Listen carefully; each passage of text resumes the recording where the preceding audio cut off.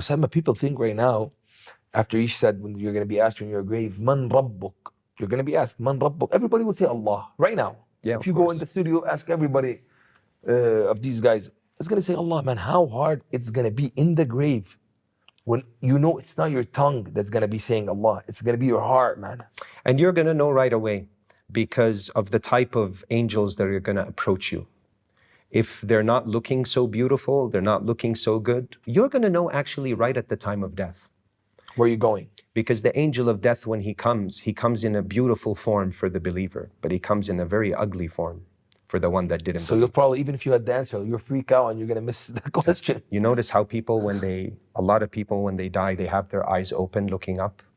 And it's just, you could see like that. It's like that final moment when Allah فَكَشَفْنَا عَنْكَ غِطَاءَكَ, and he sends an angel to hold the tongue at the time of death, where it's in the final moments, so you can't say what you see. You only say what you're used to say. That's so. But what we're saying, مَا تَكَرَّرَ تَقَرَّرَ, whatever you repeat on your tongue, and the tongue is ajib.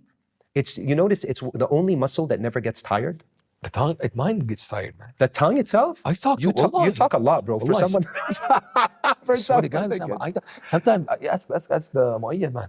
Sometimes I be at the office, I'm like, he's like, what's going on? I'm like, man, I'm just relaxing it, bro. Just angles out. But imagine, like, you go to the gym, right? You grab some weights. You go like this. You're limited. Maybe you can do 8 reps, 10 reps, 30 reps. At one point, you get tired.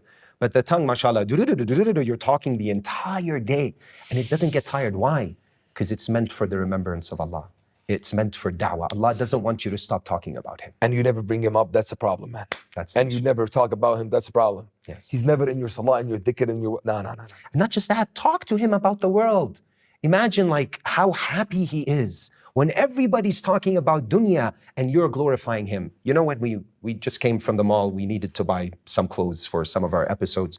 The minute you step into the mall is one of the most...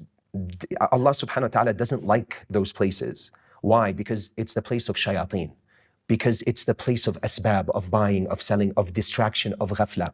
And the most beloved places to Allah are the masajid. Yes. But there's something. Look at the grace of Allah that even in a place like a mall or a shopping area, whatever it is, where people are buying and selling, He gave you a dua that if you do, you get alf hasana, 1 million hasanat. I'm like, why so much?